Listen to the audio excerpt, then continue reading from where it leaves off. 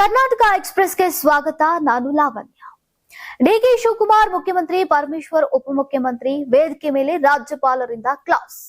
ಡಿಕೆಗೆ Sonia Gandhi phone call. ಸಚಿವನಾದ್ರೆ ಏನು, ಆಗದೆ ಹೋದ್ರೆ ಏನು, ಕಾಂಗ್ರೆಸ್ ಪಕ್ಷ ಇದೆ, ರಾಜಕಾರಣಕ್ಕೆ ಮರಳೋಕೆ ಕಾಲ ಕೂಡಿ ಬರಬೇಕು. ರಾಜ್ಯದ ಪ್ರಮುಖ ಸುದ್ದಿಗಳನ್ನ ನೋಡ್ತಾ ಹೋಗೋಣ, ಕೊನೆವರೆಗೂ ಮಿಸ್ ಮಾಡದೆ ನೋಡಿ.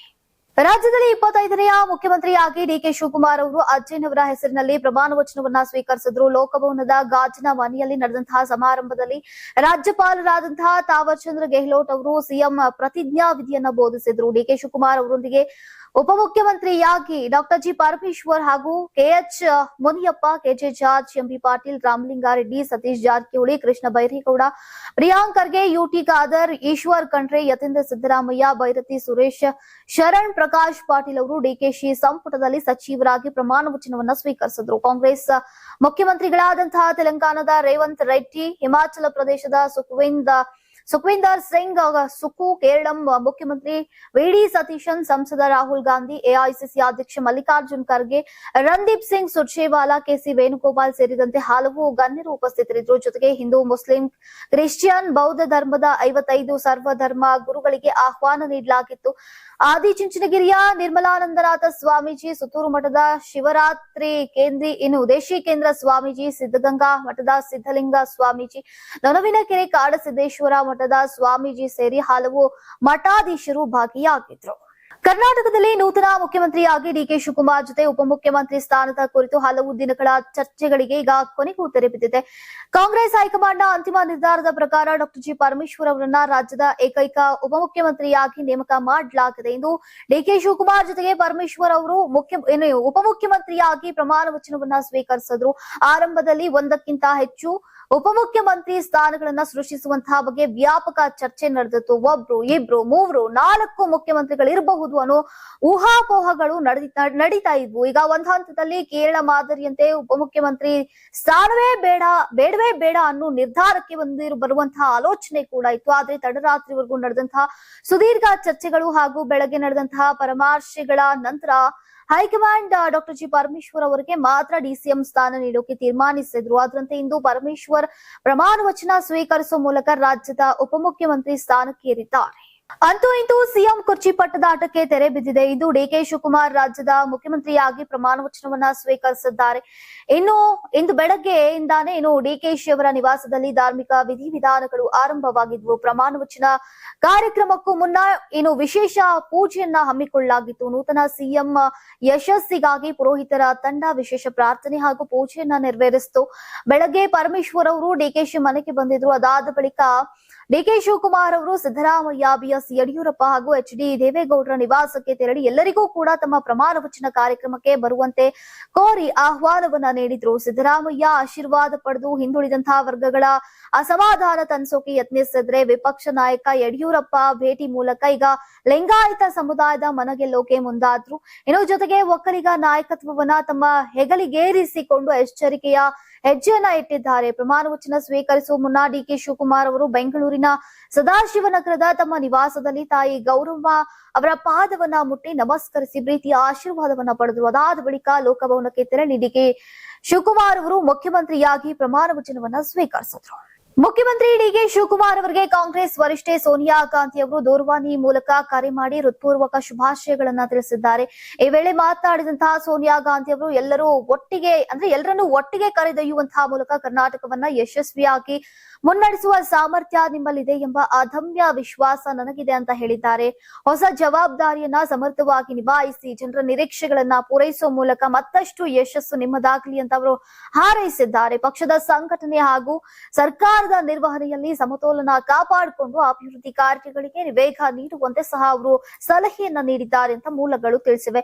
ಇನ್ನು ಡಿಕೆ ಶಿವಕುಮಾರ್ ಅವರು ಸೋನಿಯಾ ಗಾಂಧಿ ಅವರ ಶುಭಾಶಯಗಳಿಗೆ ಕೃತಜ್ಞತೆಯನ್ನ ವ್ಯಕ್ತಪಡಿಸಿದ್ದು ಪಕ್ಷದ ನಾಯಕತ್ವದ ಮಾರ್ಗದರ್ಶನದಂತೆ ರಾಜ್ಯದ ಜನರ ಸೇವೆಗೆ ಬದ್ಧರಾಗಿರುವುದಾಗಿ ತಿಳಿಸಿದ್ದಾರೆ ಅಂತ ವರದಿಯಾಗಿದೆ. ಇನ್ನು ಒಟ್ಟಾರೆಯಾಗಿ ಕಾಂಗ್ರೆಸ್ ವರಿಷ್ಠೆ ಸೋನಿಯಾ ಗಾಂಧಿ ಅವರ ಈ ಕರೆ ಮತ್ತು ಶುಭಾಶಯಗಳು ಡಿಕೆ ಶಿವಕುಮಾರ್ ಅವರ ಮುಂದಿನ ಆಡಳಿತದ ಬಗ್ಗೆ ಪಕ್ಷದೊಳಗೆ ಭಾರಿ ವಿಶ್ವಾಸ ಮತ್ತು ಉತ್ಸಾಹವನ್ನ ಮೂಡಿಸಿರುವುದಾಗಿ ರಾಜಕೀಯ ವಲಯದಲ್ಲಿ ವಿಶ್ಲೇಷಿಸಲಾಗ್ತಾ ಇದೆ. ಕರ್ನಾಟಕದ ಉಪಮುಖ್ಯಮಂತ್ರಿಯಾಗಿ ಆಯ್ಕೆಯಾದ ಬಳಿಕ ಹಿರಿಯ ಕಾಂಗ್ರೆಸ್ ನಾಯಕ ಡಾಕ್ಟರ್ ಜಿ ಪರಮೇಶ್ವರ್ ತಮ್ಮ ಮೊದಲ ಪ್ರತಿಕ್ರಿಯೆಯನ್ನ ನೀಡಿದ್ದು ಪಕ್ಷದ ಹೈಕಮಾಂಡ್ಗೆ ಕೃತಜ್ಞತೆಯನ್ನ ಸಲ್ಲಿಸಿದ್ದಾರೆ. ಪ್ರಮಾಣ ವಚನವನ್ನ ಸ್ವೀಕರಿಸೋಕ್ಕಿಂತ ಮುಂಚೆ ಬೆಂಗಳೂರಿನಲ್ಲಿ ಮಾಧ್ಯಮದವರೊಂದಿಗೆ ಮಾತನಾಡಿದಂತಹ ಅವರು ತಮ್ಮನ್ನ ಉಪಮುಖ್ಯಮಂತ್ರಿಯಾಗಿ ಆಯ್ಕೆ ಮಾಡಿರುವ ಕಾಂಗ್ರೆಸ್ ನಾಯಕತ್ವದ ನಿರ್ಧಾರಕ್ಕೆ ಧನ್ಯವಾದವನ್ನ ಅರ್ಪಿಸಿದ್ರು.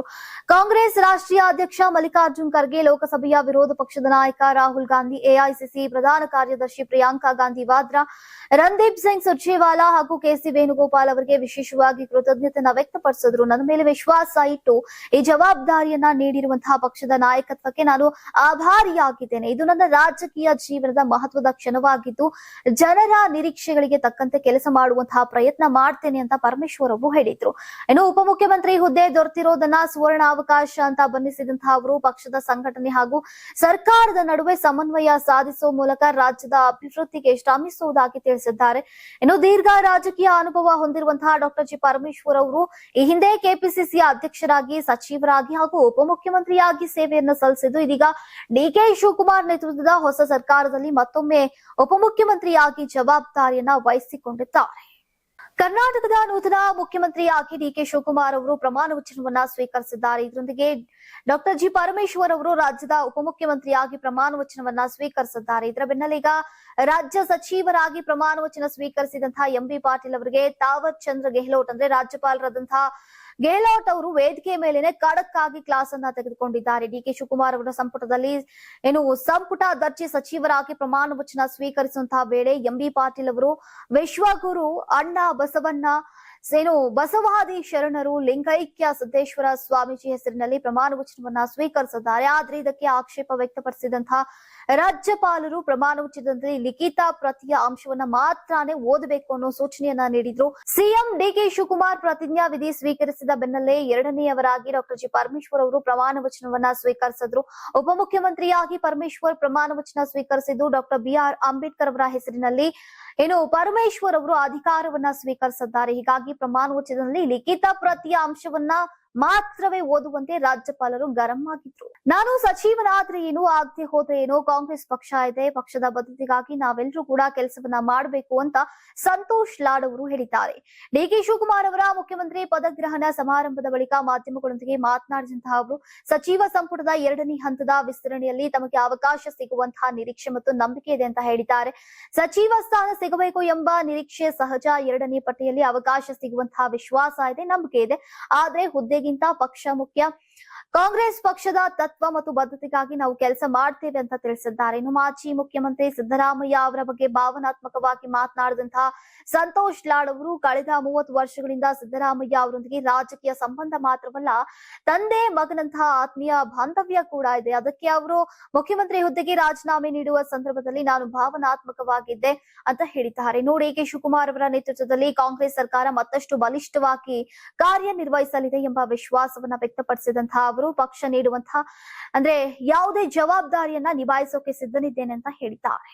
ರಾಜ್ಯದಲ್ಲಿ ಡಿಕೆಶಿ ಪರ್ವ ಶುರುವಾಗಿದೆ. ಕರ್ನಾಟಕದ ನೂತನ ಮುಖ್ಯಮಂತ್ರಿಯಾಗಿ ಡಿಕೆ ಶಿವಕುಮಾರ್ ಅವರು ಪ್ರಮಾಣ ವಚನವನ್ನ ಸ್ವೀಕರಿಸಿದ್ದಾರೆ. ಲೋಕಭವನದ ಗ್ಲಾಸ್ ಹೌಸ್ ನಲ್ಲಿ ನಡೆದಂತಹ ಅದ್ದೂರಿ ಪದಗ್ರಹಣ ಸಮಾರಂಭದಲ್ಲಿ ಡಿಕೆ ಶಿವಕುಮಾರ್ ಅವರು ಸಂವಿಧಾನ ಪೀಠಿಕೆ ಹಿಡಿದುಕೊಂಡು ಗಂಗಾಧರ ಅಜ್ಜನ ಹೆಸರಿನಲ್ಲಿ ಪ್ರಮಾಣ ವಚನವನ್ನ ಸ್ವೀಕಾರ ಮಾಡಿದ್ರು. ರಾಜ್ಯದ ನೂತನ ಸಿಎಂ ಆಗಿ ಅಧಿಕಾರ ವಹಿಸಿಕೊಂಡಿರುವಂತಹ ಡಿಕೆ ಶಿವಕುಮಾರ್ ಅವರು ವಿಧಾನಸೌಧದ ಎಂಟ್ರಿಗೂ ವಾಸ್ತು ಪ್ರಕಾರವೇ ಪ್ರವೇಶಕ್ಕೆ ಮುಂದಾಗಿದ್ದಾರೆ. ಈಗ ಪ್ರಮಾಣ ವಚನ ಸ್ವೀಕರಿಸಿದಂತಹ ಬಳಿಕ ಸಿಎಂ ಡಿಕೆ ಶಿವಕುಮಾರ್ ಅವರು ವಿಧಾನಸೌಧಕ್ಕೆ ಆಗಮಿಸಿದ್ದು ಈಗ ಈ ವೇಳೆ ಉತ್ತರ ದಿಕ್ಕಿನ ಮೂಲಕ ಪ್ರವೇಶಕ್ಕೆ ಮುಂದಾಗಿದ್ದಾರೆ ಎಂಬ ಮಾಹಿತಿ ಲಭ್ಯವಾಗಿದೆ.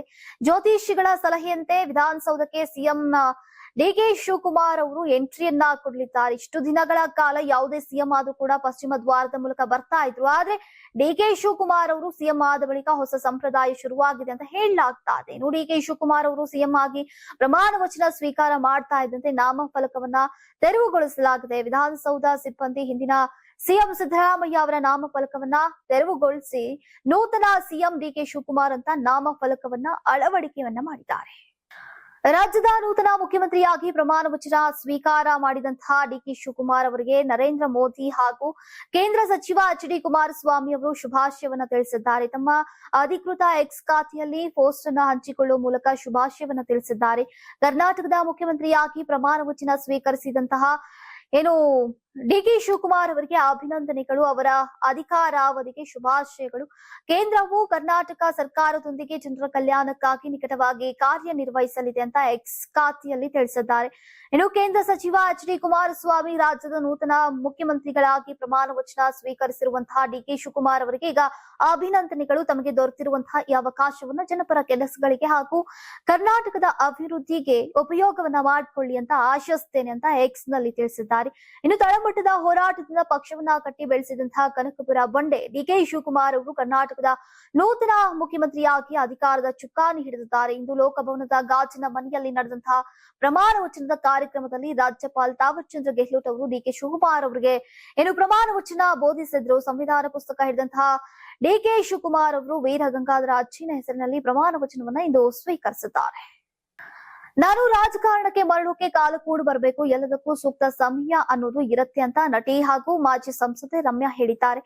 ಈಗ ಏನು ಕರ್ನಾಟಕದ ನೂತನ ಮುಖ್ಯಮಂತ್ರಿಯಾಗಿ ಡಿಕೆ ಶಿವಕುಮಾರ್ ಇಂದು ಪ್ರಮಾಣ ವಚನವನ್ನ ಸ್ವೀಕರಿಸ್ತಾ ಇರುವಂತಹ ಹಿನ್ನೆಲೆಯಲ್ಲಿ ನಡೆದಂತಹ ಸಮಾರಂಭದಲ್ಲಿ ಭಾಗವಹಿಸಿದಂತಹ ರಮ್ಯಾ ಅವರು ಮುಂದಿನ ರಾಜಕೀಯ ನಡೆ ಕುರಿತು ಪ್ರತಿಕ್ರಿಯೆಯನ್ನ ನೀಡಿದ್ರು. ನಾನು ಇಂದು ಇಲ್ಲಿಗೆ ಬಂದಿರುವುದು ಡಿಕೆ ಶಿವಕುಮಾರ್ ಅವರ ಕುಟುಂಬದ ಸಂತೋಷದಲ್ಲಿ ಭಾಗಿಯಾಗೋಕೆ, ಹಲವು ವರ್ಷಗಳ ರಾಜಕೀಯ ಹೋರಾಟ ಮತ್ತು ಪರಿಶ್ರಮದ ಬಳಿಕ ಅವರಿಗೆ ಮುಖ್ಯಮಂತ್ರಿಯಾಗುವಂತಹ ಅವಕಾಶ ದೊರೆತಿದೆ. ಅವರ ಸಾಧನೆಗಳನ್ನ ಸಂಭ್ರಮಿಸೋಕೆ ಬಂದಿದ್ದೇವೆ ಅಂತ ಹೇಳಿದ್ದಾರೆ. ಇನ್ನು ರಾಜಕೀಯಕ್ಕೆ ಮರುಪ್ರವೇಶ ಮಾಡುವ ಬಗ್ಗೆ ಕೇಳಿದಂತಹ ಪ್ರಶ್ನೆಗೆ ಉತ್ತರಿಸಿದಂತಹ ಅವರು ರಾಜಕಾರಣಕ್ಕೆ ಮರಳೋಕೆ ಕಾಲ ಕೂಡು ಬರಬೇಕು, ಎಲ್ಲದಕ್ಕೂ ಸಮಯ ಬೇಕು, ಸದ್ಯಕ್ಕೆ ಅದಕ್ಕಿಂತ ಹೆಚ್ಚಿನದೇನು ಹೇಳೋಕೆ ಸಾಧ್ಯವಿಲ್ಲ ಅಂತ ತಿಳಿಸಿದ್ರು. ಇನ್ನು ಡಿಕೆ ಶಿವಕುಮಾರ್ ಅವರ ಮುಖ್ಯಮಂತ್ರಿ ಪದಗ್ರಹಣದ ಕುರಿತು ಮಾತನಾಡಿದಂತಹ ರಮ್ಯಾ ಅವರು ಮುಖ್ಯಮಂತ್ರಿಯಾಗಿ ಏನು ಪ್ರಮಾಣ ವಚನವನ್ನ ಸ್ವೀಕರಿಸಿದ್ದು ಈಗ ತುಂಬಾ ಸಂತೋಷದ ವಿಚಾರ.